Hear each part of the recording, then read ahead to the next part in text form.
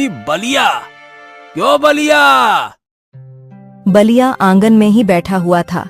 जैसे ही धीर सिंह बलिया का नाम लेते हैं, वो उठकर खड़ा हो जाता है।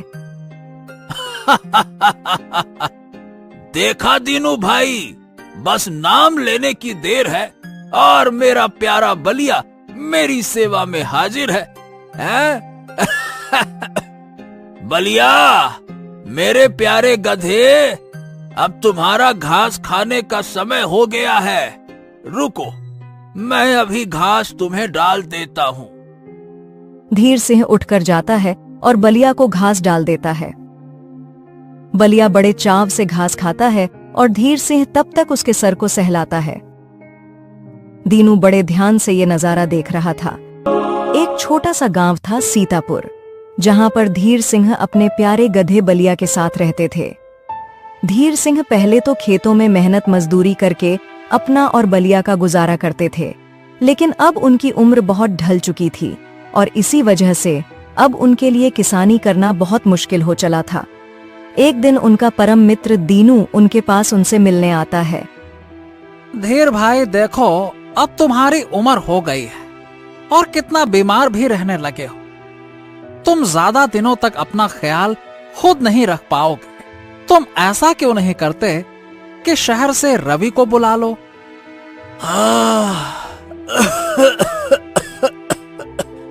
हाँ दीनू, तुम तो जानते ही हो ना कि उसे यहाँ गांव आकर रहने में कोई दिलचस्पी नहीं है। उसे शहर की हवा ही भाती है अब भाई। और मैं तो ऐसे ही ठीक हूँ, क्या बोलूं। अरे मगर मेरे भाई, अकेले ऐसे कब तक ठीक रहोगे? अरे अकेले कहाँ हूँ, ये है ना मेरा साथी। वाह वाह वाह वाह, एक बात तो है भाई, मैंने कभी भी किसी मालिक और उसके पालतू गधे में इतना प्यार तो नहीं देखा है। चलो, अच्छा है कि तुम्हारे पास अपने बुढ़ापे के लिए एक अच्छा साथी है। चलो, अब मैं चलता हूँ। इतना कहकर दीनू अपने घर चला जाता है। घास खाने के बाद बलिया कहता है, मालिक, मुझे तो खाना खिला दिया, अब आप भी खाना खा लो। रात होने वाली है ना, आपको दवाई भी तो लेनी होगी। हाँ बलिया, अच्छा याद दिलाया तूने। अगर तू ना हो तो मुझे दवाइयाँ खाने की याद ही ना रहे। तेरे बिना मेरा क्या ही होता। ऐसे ही हर दिन धीर सिंह और बलिया एक दूसरे का ध्यान रखते थे। पूरे गांव में उनकी इस अनोखी जोड़ी के बहुत चर्चे थे। एक दिन धीर सिंह की हालत बहुत बिगड़ जाती है। मालिक, आप तो बहुत कमजोर लग रहे हैं। आपको तो तुरंत वैद्य जी को बुलाना पड़ेगा। और फिर तो रवि भैया शहर से पैसे भेज ही देंगे, फिर सब ठीक हो जाएगा मालिक। हाँ, ऊपर वाला करे ऐसा ही हो बलिया। असल में रवि शहर में काम करता था और वहां से अक्सर धीर सिंह को पैसे भेजता था, मगर रवि बलिया से बहुत चिढ़ता था, इसलिए वो बलिया की देख रेख के लिए पैसे नहीं देता। इस कारण से धीर सिंह उसी पैसे से अपना और बलिया दोनों का गुजारा करता था। आखिर में मजबूर होकर धीर सिंह वैद्य जी को बुला लेता है और वो उसे कुछ दवाइयां देकर चले जाते हैं। नहीं बलिया, नहीं नहीं, अगर वैद्य जी आ गए तो मुझे बहुत पैसे देने पड़ेंगे। अरे अभी महीने के आखिरी दिन चल रहे हैं, अभी पैसे की बहुत किल्लत है। रवि भी अगले महीने ही पैसे भेजेगा। तो कोई बात नहीं मालिक, आप मेरे लिए जो जौ खरीदने वाले थे ना, वो मत खरीदना, मैं सादी घास खा लूंगा। अभी ना आपकी सेहत सबसे ज्यादा जरूरी है। ये सुनकर धीर सिंह को बहुत दुख होता है। हाँ, ये कैसा संकट है हम पर। अगर मेरी दवा लाएंगे तो तेरे लिए पौष्टिक खाना नहीं आ पाएगा। बस कुछ ही दिनों की तो बात है मालिक। मैं कुछ दिन कम खाऊंगा तो कुछ भी कम नहीं होगा मुझ में। मैं ठीक हूँ। कुछ दिन और ऐसे ही गुजर जाते हैं। बलिया धीर सिंह की कई कामों में मदद करता था। घर का सामान लाने भी अक्सर बलिया ही जाता था। सब लोग उसे पहचानते थे और उसकी पीठ पर सामान लाद देते थे। जब धीर सिंह को तेज बुखार आता तो बलिया रात भर उनके पास ही बैठा रहता था। एक दिन सुबह ही धीर सिंह के पास कुछ गांव वाले आ जाते हैं। अरे क्या हुआ भाइयों, तुम सब यहाँ इतनी सुबह सुबह एक साथ आए हो?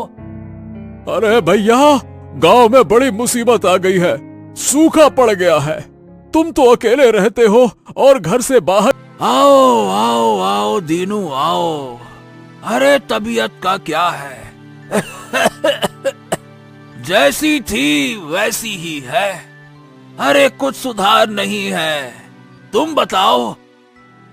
हाँ देखो भाई, तुम्हारी हालत कुछ खास अच्छी लग नहीं रही है।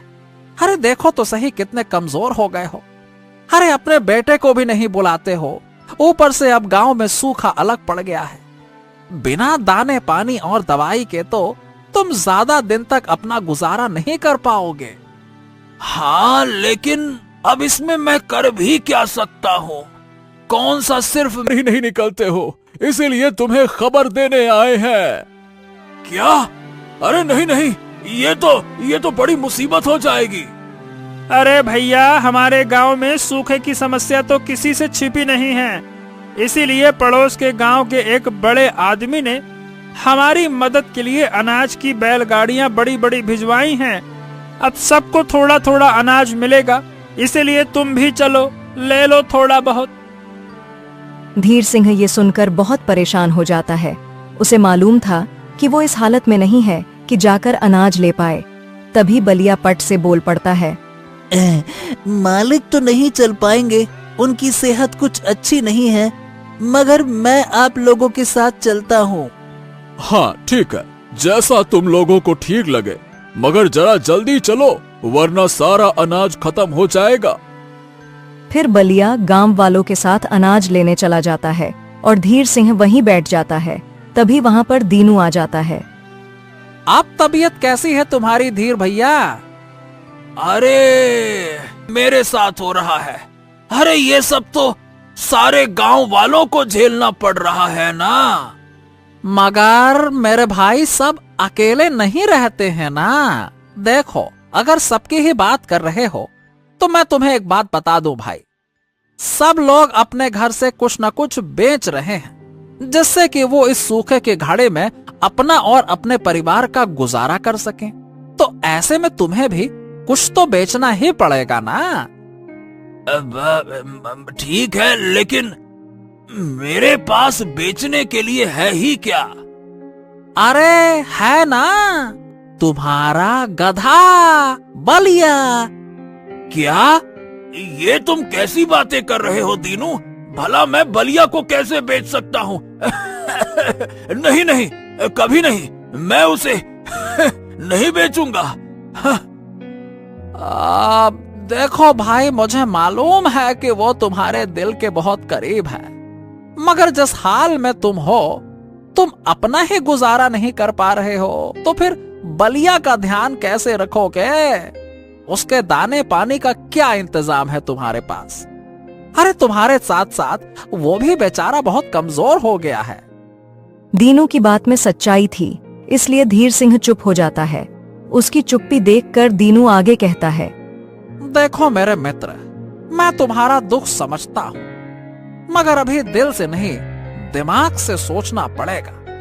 अगर तुम बलिया को किसी को बेच दोगे तो बलिया का भी अच्छे से ध्यान रखा जाएगा ना। कोई गरीब तो उसे खरीदेगा नहीं। अब जो भी उसे खरीदेगा उसके पास कुछ तो धन होगा, और तुम्हें भी सूखे के समय में थोड़े बहुत रुपए मिल जाएंगे, जिससे कि तुम अपना गुजारा कर पाओगे। बलिया, अरे ओ बलिया, बलिया क्या हुआ? बलिया। जब बलिया कोई जवाब नहीं देता तो धीर सिंह खुद ही उठकर जाता है और देखता है कि बलिया घड़ा खींचते हुए लड़खड़ा कर जमीन पर गिरा हुआ है और पानी का घड़ा भी फूट गया है। अरे नहीं नहीं नहीं नहीं, ये क्या हो गया बलिया? उठ बेटा उठ, उठ बलिया, उठ उठ उठ उठ बलिया। धीर सिंह की आवाज सुनकर पड़ोस से दीनू आ जाता है।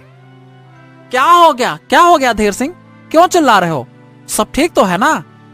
अरे नहीं भाई, कुछ भी ठीक नहीं है। अरे देखो, क्या बताऊं मैं, इस बारे में मैं सोच कर बताऊंगा दीनू, अभी मुझे कुछ समझ नहीं आ रहा है। अरे बलिया को अपने से अलग करने के विचार से भी मेरी तकलीफ और ज्यादा बढ़ रही है। अरे रे। अच्छा ठीक है, तुम समय लो, सोचो। अब मैं चलता हूँ, जब तुम कुछ सोच लो तो मुझे बता दो। इतना कहकर दीनू वहां से चला जाता है। तभी पीछे से बलिया आता है। उसके पीठ पर बोझिल अनाज लदा हुआ था। वो बहुत कमजोर दिख रहा था, फिर भी उसके चेहरे पर मुस्कान थी। उसके दशा देखकर धीर सिंह की आंखों में आंसू आ जाते हैं। ये देखो मालिक, कितना सारा अनाज मिल गया। अब हमें कई दिनों तक कोई दिक्कत नहीं होगी। बलिया की बात सुनकर धीर सिंह उसी वक्त ये निश्चय कर लेता है कि कुछ भी हो जाए, वो अपने अंतिम क्षण तक बलिया को अपने से दूर नहीं जाने देगा। एक दिन बलिया, अरे ओ बलिया बेटा, जरा मेरे लिए पानी का घड़ा खींच कर यहाँ ले आ।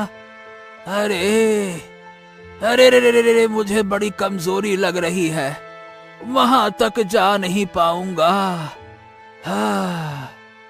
बलिया फौरन घड़ा लेने चला जाता है। धीर सिंह सोचता है, बेचारा बलिया मेरे लिए कितना कुछ करता है।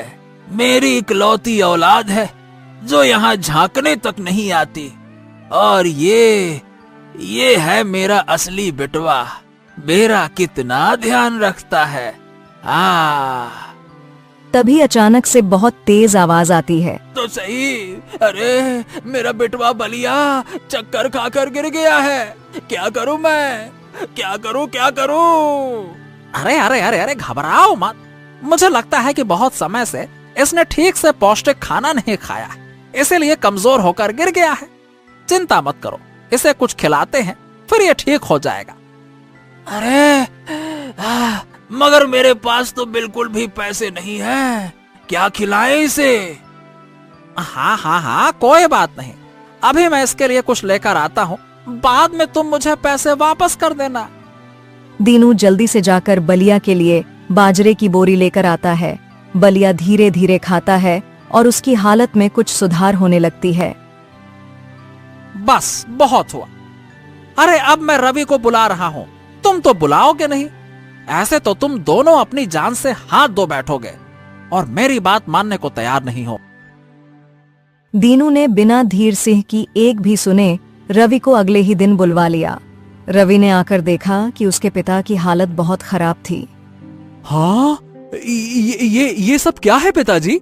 मैंने आपको पैसे भेजे तो थे, फिर भी आपने अपने लिए अच्छे से दवा और खाना क्यों नहीं मंगवाया? ओ, अब मैं समझ गया। अपने से ज्यादा आपने इस बेकार गधे पे सारे पैसे खर्च कर दिए होंगे। हाँ, दूर जाना पड़ेगा। ठीक है बेटा, जैसा तुम्हें ठीक लगे वैसा करो। लेकिन बलिया ने ये सब सुन लिया था और वो बिन बताए अकेले ही धीर सिंह की दवा लेने निकल पड़ता है। बलिया, अरे ओ बलिया, बलिया, अरे ओ बलिया।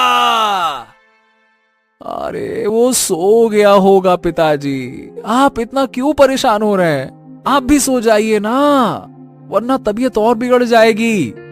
सुबह आपकी दवाई भी लेने जाना है, चैन से सोने तो दीजिए अब मुझे। धीर सिंह को बहुत फिक्र हो रही थी, मगर कमजोरी के कारण वो उठकर बेटा, बिल्कुल ठीक कहा तूने। अरे तो क्या करूं बता। मेरे साथ यहाँ मेरे हर सुख दुख में यही गधा साथ रहता है। अरे बस यही है, मेरा बेटा जो मुझे अकेला छोड़कर शहर नहीं गया, इसीलिए इसका ध्यान तो रखना ही पड़ता है ना। रवि को ये सब सुनकर गुस्सा तो बहुत आता है, मगर वो कुछ कहता नहीं। वो कुछ दिन के लिए अपने पिता के साथ रुकने का फैसला करता है। एक दिन रवि गर्मा गर्म खाना बनाकर अपने पिता को देता है। लीजिए पिताजी, खाना खा लीजिए। हाँ, मैं तो खा लूंगा, लेकिन पहले बेटा बलिया को घास डाल दे, चले जा। हाँ, डाल दी है घास उसे, ठीक है। अब आप भी खा लीजिए और फिर ये दवाई भी खा लीजिए। रवि इतना कहकर चला जाता है, लेकिन धीर सिंह दवा खाना भूल जाता है। मालिक, आपने दवाई नहीं खाई ना? अरे हाँ बेटा, दवाई खाना भूल गया मैं बलिया। तभी तो मैं याद दिलाने आया हूँ। चलिए खा लीजिए।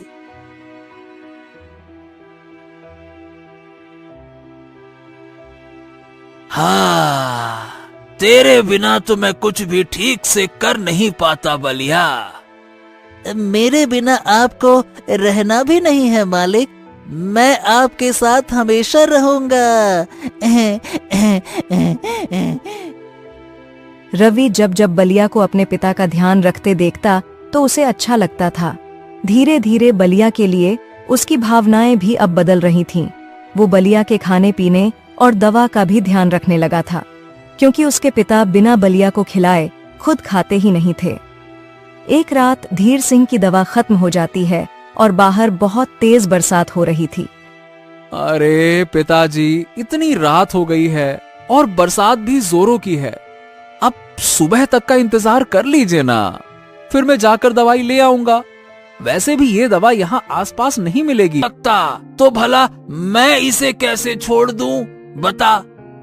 हाँ, सच कहा आपने पिताजी। और अब मुझे भी अपनी गलती का एहसास हो गया है। अब से मैं भी आपके साथ ही रहूंगा और बलिया का ध्यान रखने में आपकी मदद भी करूंगा। ये सुनकर धीर सिंह बहुत खुश होता है। बलिया को सोता देखकर रवि भावुक होकर कहता है, बाहर नहीं जा पा रहा था। जैसे तैसे उसने रात काटी। सुबह होते होते उसकी आंख लग गई, परंतु जब रवि सोकर उठा तो वहां का नजारा देखकर वो हैरान हो गया। सामने बलिया धीर सिंह के बिस्तर के नीचे सोया हुआ था। ये क्या? ये यहाँ कैसे आया? तभी धीर सिंह भी उठ गया। क्या हुआ रवि, ऐसे क्या देख रहे हो? और बलिया घर वापस आया क्या? मुझे उसकी बड़ी फिक्र हो रही है बेटा। हाँ पिताजी, वो आ गया है। देखिए तो, आपके बिस्तर के नीचे सो रहा है। धीर सिंह देखता है कि बलिया अपने साथ धीर सिंह की दवा की थैली लेकर आया था। हाँ, जरूर ये रात में मेरी दवा लेने के लिए निकल गया होगा रवि। और देखो तो सही, बेचारा तभी थक कर सो गया। इसने सुबह होने का इंतजार नहीं किया, रात में ही भाग कर गया। अब रवि को एहसास हो गया कि बलिया के लिए धीर सिंह ही सब कुछ है। उसने अपनी तबीयत का भी ख्याल नहीं किया और रात में अकेले ही दवा लेने चला गया। देखा रवि, यही तो मैं तुझे समझाना चाहता था। ये बलिया मेरे सुख दुख का साथी है और ये मुझे कभी भी अकेला नहीं छोड़ सकता।